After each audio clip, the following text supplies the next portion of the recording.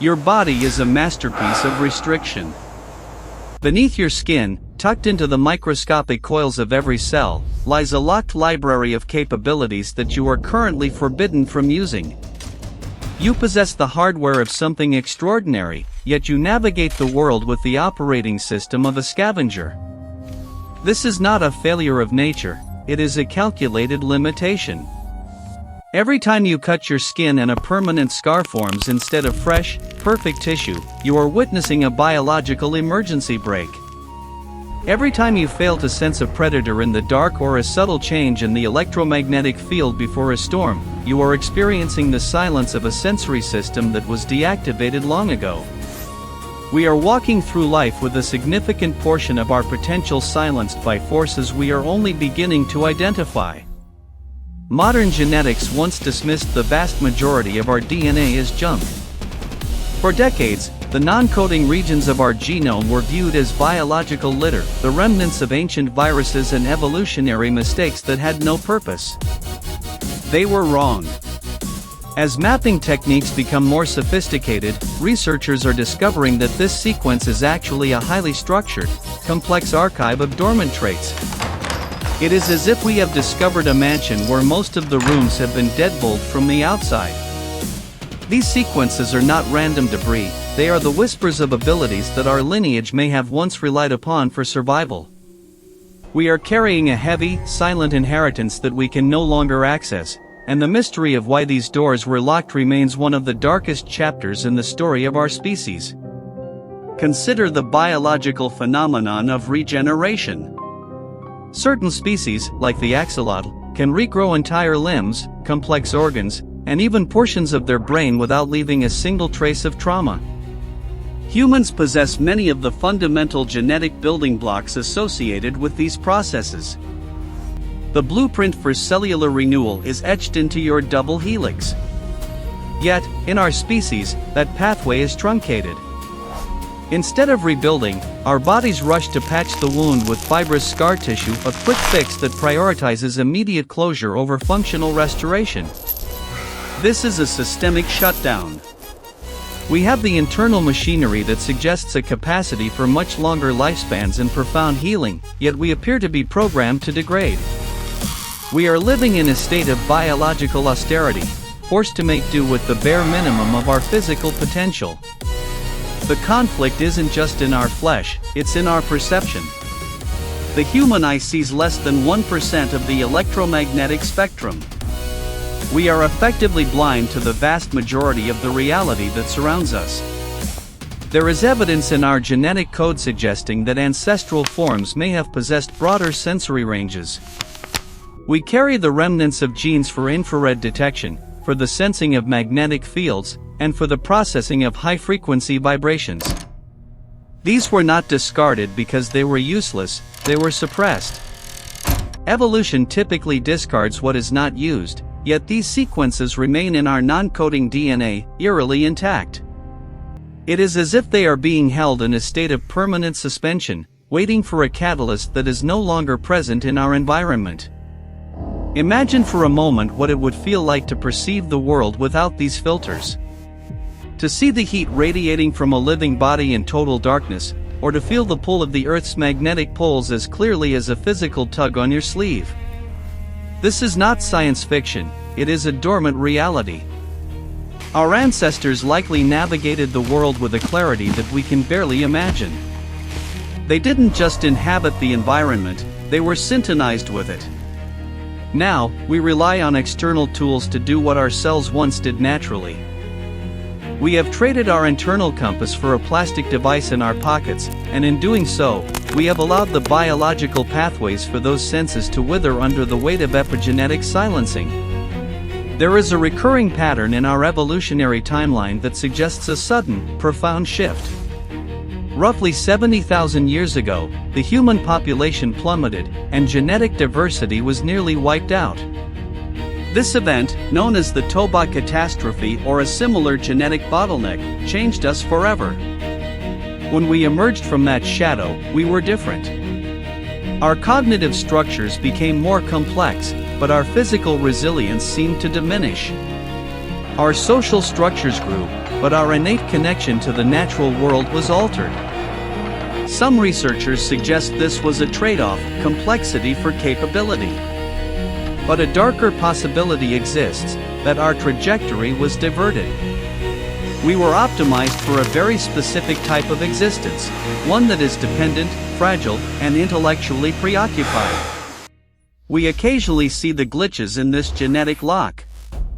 Consider the phenomenon of savant syndrome. There are individuals who, following a head injury or due to a neurodevelopmental difference, suddenly manifest abilities that seem impossible for the standard human brain. There is the case of the man who, after a blow to the head, could suddenly visualize complex mathematical fractals and calculate prime numbers to the 1000th digit. Another, after a stroke, could memorize an entire city skyline after a single helicopter ride and draw it with every window and brick in its exact place. These are not new skills being learned, they are the sudden unlocking of raw processing power that exists in all of us. When the standard neurological filters fail, the true hardware is exposed. These individuals are living proof that the capacity for immense mental processing is already written into our code, held back only by a biological gatekeeper that ensures we remain within a specific cognitive range. If everyone possessed these abilities, the energy requirements for our brains would be astronomical. Perhaps the lock is a survival mechanism, a way to prevent us from burning out our own circuitry. Or perhaps the lock serves a different purpose, to keep us specialized, manageable, and grounded in a very narrow reality. We talk about progress as if we are moving toward a brighter future, but we often ignore the fact that we are losing our fundamental autonomy. Every technological advancement we create serves as a prosthetic for a lost biological power. We use satellites because we lost our internal navigation. We use complex medicine because we lost our ability to regenerate. We use telecommunications because we lost the capacity for direct, neurobiological connection. We are building a world of machines to replace the functions that are currently lying dormant in our cells. This is the ultimate irony of the human condition. We are working tirelessly to reinvent the very powers that are already written into our DNA, but which we are no longer permitted to use. You're ignoring the data. The event that locked our DNA remains the subject of intense debate. It could have been a viral event, a shift in the Earth's magnetic field, or a change in the atmospheric composition that rendered higher-order functions unsustainable. Whatever the cause, the result was a genetic lockdown.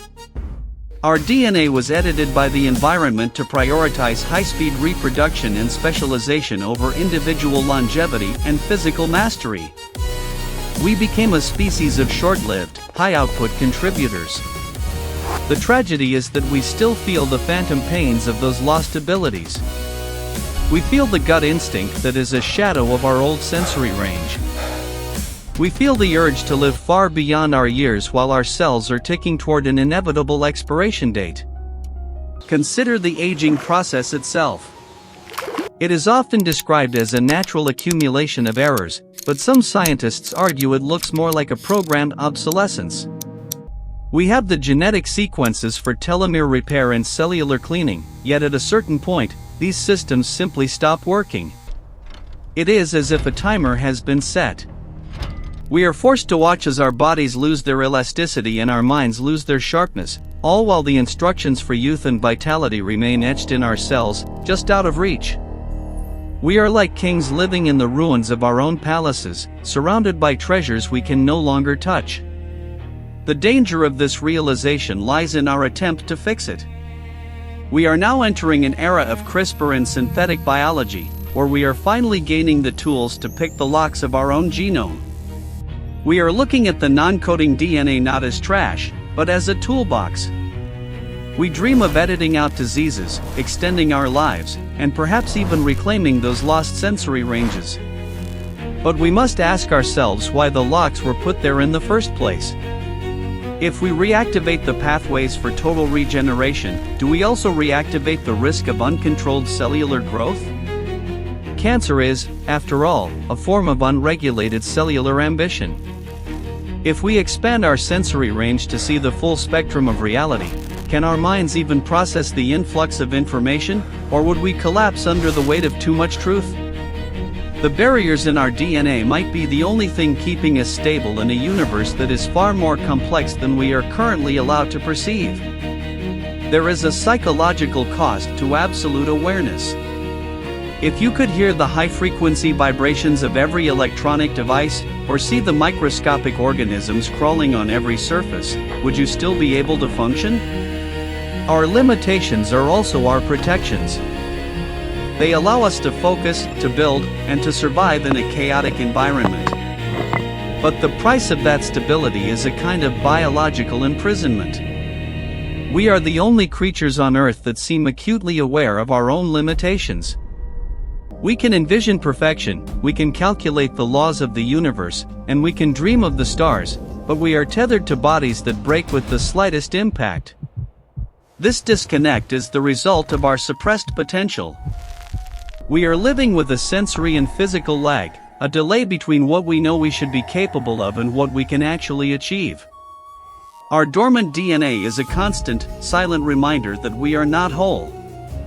It is a redacted manuscript, where the most important lines have been crossed out, leaving us to guess at the original meaning of our existence. The scientific community remains divided on whether we are currently evolving or drifting. While our technology advances at an exponential rate, our biological integrity appears to be shifting. Genetic disorders are becoming more visible, and our dependence on external systems for survival is nearly absolute. We have become the first species to outsource its evolution to silicon and steel. This shift suggests that the lock on our DNA is becoming even tighter.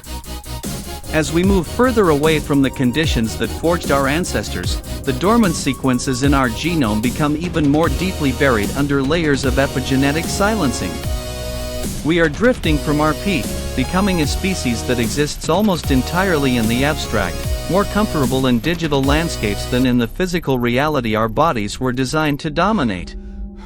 We are losing the ruggedness that once defined us, replaced by a fragility that requires a global infrastructure just to maintain a basic standard of health.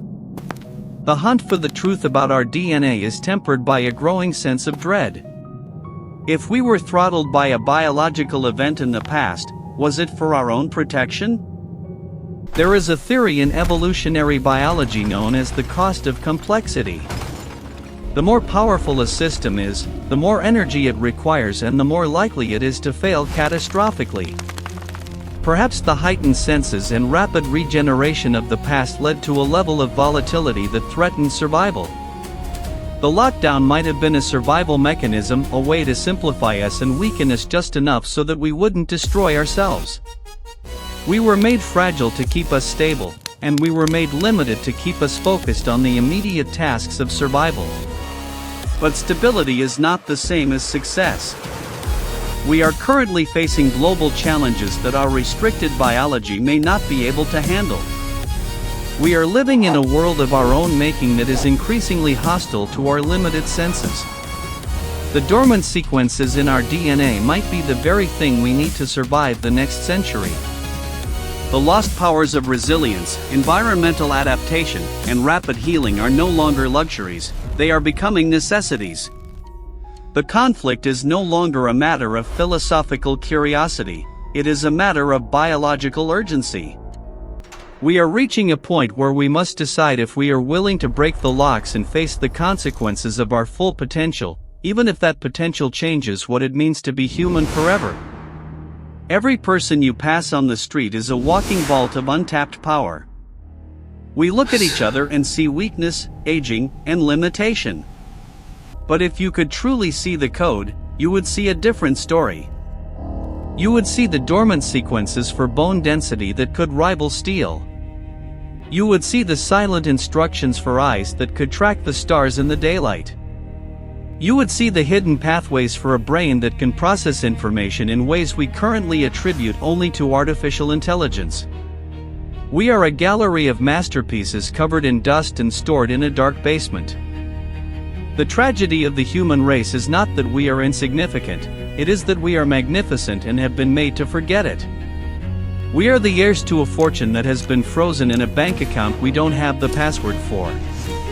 The mystery of our DNA is a dark thriller because the antagonist is not an external villain, but our own history. We are the victims of a biological event that took place before we were even born. As we move forward, the pressure to reclaim that inheritance will only grow. But we must be careful. Evolution is a delicate balance, and every power comes with a price. If we find the key and open the door to our lost DNA, we might find that the version of ourselves waiting on the other side is something we no longer recognize. We might find that the lock was the only thing protecting us from the terrifying scale of our own nature. In the final analysis, we are a species defined by what we lack. Our culture, our art, and our science are all attempts to fill the void left by our suppressed abilities. We create because we cannot simply be. We build because we cannot regenerate. We speak because we can no longer truly connect. The dormant DNA is the blueprint of our missing pieces. It is the evidence of an era where we were more than just consumers and workers. We were something more, something that was deemed too dangerous or too expensive to maintain. We are the survivors of a genetic purge, carrying the archives of our own greatness in every cell, waiting for the day the silence finally ends.